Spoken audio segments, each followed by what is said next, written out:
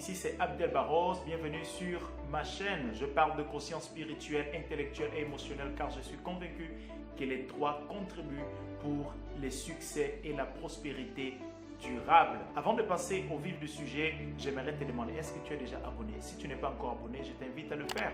Faire partie de cette communauté de personnes libres et prospères. Active également la cloche afin de recevoir nos vidéos et nos formations dans les temps réels et les recevoir afin que tu puisses comprendre que veut dire être libre et prospère. Ensuite, va dans la description, j'ai laissé là un ebook. Ton ebook parle des blocages émotionnels qui t'empêchent de prospérer. Est-ce que tu savais que la prospérité, elle est émotionnelle? Il y a plusieurs causes émotionnelles qui t'empêchent de prospérer et tu dois les découvrir. Alors aujourd'hui, nous allons parler des habitudes des personnes prospères. Qu'est-ce qui fait en sorte qu'une personne soit prospère? Quelles sont ces habitudes à appliquer, à installer pour que tu deviennes une personne prospère? Tout d'abord, il faut comprendre d'où viennent les habitudes ou encore que veut dire les habitudes. Les habitudes naissent des idées. Lorsqu'une idée se marie avec les émotions, cela devient une croyance. Cette croyance influence ton comportement. Le comportement, lorsqu'il est répété plusieurs fois, cela devient donc une habitude. Si tu es capable de changer l'idée, tu pourras changer l'habitude. Je vois des personnes qui font beaucoup d'efforts pour changer un comportement.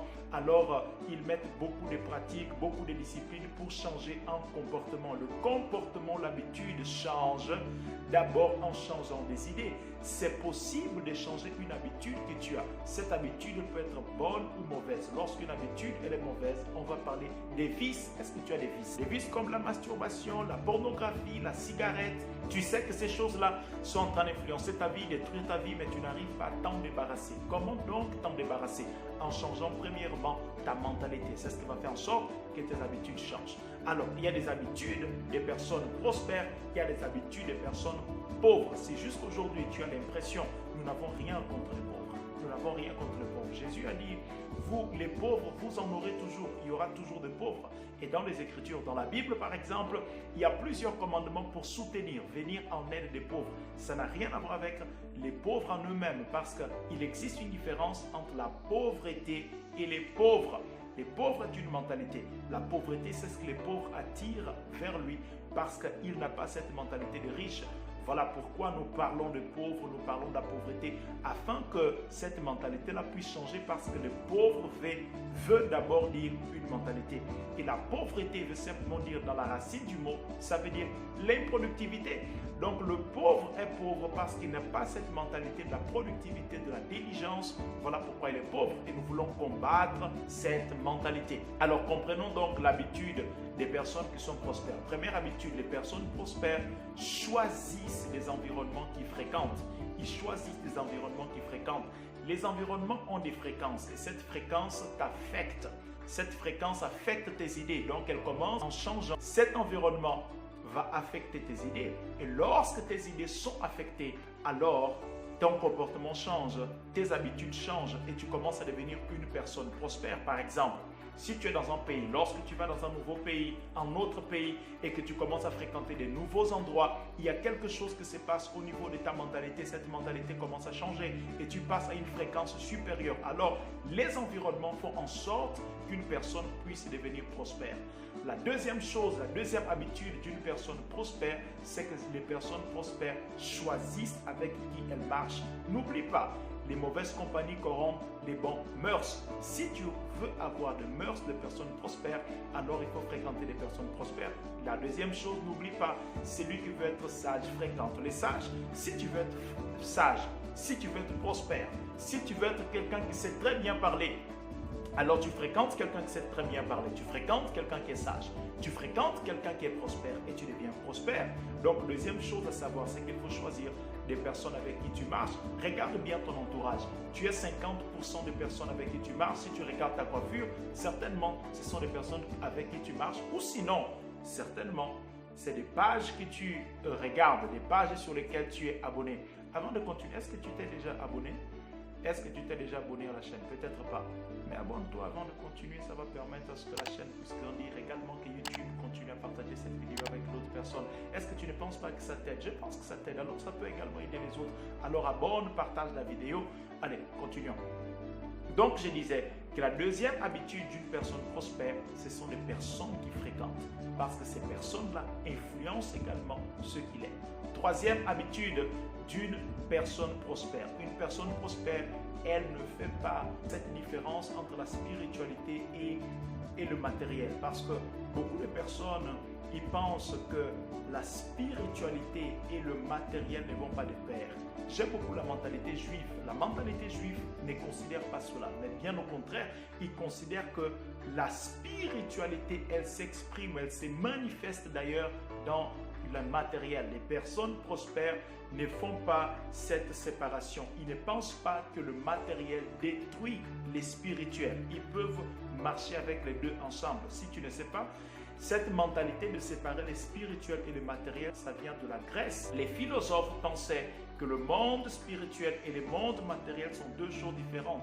Donc, lorsque tu veux connaître le monde des idées, il faut donc te séparer du monde matériel. C'est d'ailleurs la pensée de Platon. Et lorsqu'Aristote est venu avec une autre idée. Platon va dire, si tu veux bien vivre, il faut partir dans le monde des idées. Aristote va venir, il va dire non, si tu veux bien vivre, il faut partir du monde matériel, il faut déjà partir de ce qui est là. Donc, cela est venu de Grèce. Tu n'es pas grec, tu es une autre personne. Alors, il faut changer cette mentalité. Il faut réfléchir. D'ailleurs, Napoléon, il a écrit en disant réfléchissez et devenez riche. Il est temps que tu réfléchisses par toi-même et que tu saches donc qu'est-ce qui te conduit à être prospère ou pas, ou quelles sont les habitudes appliquées aujourd'hui afin d'être prospère ou pas. Si cette mentalité ne t'aide pas à être prospère, alors change-la. Commence à combiner la spiritualité et le matériel. Quand je dis le matériel, ce n'est pas l'amour du matériel, mais de savoir que le matériel n'empêche pas pourtant d'être spirituel. Apôtre Paul va dire ceci à Timothée. Timothée, dis aux riches de partager ses richesses. Dis aux riches d'aider les gens. Il ne dit pas dis aux riches de devenir pauvres. Il ne dit pas cela. Il dit dis aux riches de partager. Donc le comportement d'une personne prospère. Quatrième habitude des personnes prospères, c'est qu'ils partagent. Est-ce que tu partages ce que tu as? Pourquoi tu ne partages pas? Parce que tu as une mentalité d'insuffisance. Et les personnes prospères n'ont pas cette mentalité d'insuffisance. La mentalité d'insuffisance, c'est ce qui fait en sorte que tu n'arrives pas à partager. Ça fait longtemps que tu as les mêmes habits, les mêmes chaussures. Si tu étais en train de les partager, alors tu serais en train d'avoir de nouveaux habits, de nouvelles voitures, de nouveaux téléphones, chaussures et tout le reste. Pourquoi? Parce que c'est en créant les vides que tu peux davantage te combler. Lorsque un verre est déjà rempli, tu ne peux pas mettre quelque chose à l'intérieur. Mais si le verre peut se vider, tu peux donc mettre quelque chose d'autre à l'intérieur. Si tu es capable de donner veut dire je me vide afin d'être constamment un réceptacle. Une personne qui peut continuer à recevoir. Les personnes prospères, elles n'ont pas de problème à donner parce qu'elles savent qu'elles sont des personnes abondantes. Elles ont en abondance, alors elles donnent. Voici donc les habitudes d'une personne prospère. Et si aujourd'hui tu appliques l'une de ces habitudes, tu es dans la liste des personnes qui deviennent libres et prospères. Est-ce que tu veux rentrer dans cette liste? Alors, j'ai un exercice pour toi. Parmi tous ceux que nous avons vus, tu vas prendre une de ces choses et commencer à faire. Si je peux te donner un conseil, commence en donnant. Partage avec quelqu'un ce que tu as. L'argent que tu as, prends un peu et commence à partager avec quelqu'un. Les amis que tu as, la nourriture que tu as, peu importe. À partir d'aujourd'hui, dans un mois, dans une semaine, ne passe jamais une semaine, un mois, sans pourtant partager avec quelqu'un ce que tu as. Ça peut être ton savoir, ça peut être ta nourriture, ton habit, peu importe, mais ne reste pas sans partager avec quelqu'un. Ok? Donc voici ce que nous devrions voir aujourd'hui ensemble. Je ne sais pas encore si tu es abonné, mais laisse un commentaire si tu as compris quelque chose, si tu veux encore que je vienne sur d'autres habitudes des personnes prospères et je reviendrai sur ces habitudes-là. Si tu n'as pas compris un point, dis-le moi également, dis-moi dans le commentaire, je reviendrai également sur ces différents points. Sinon, à très bientôt.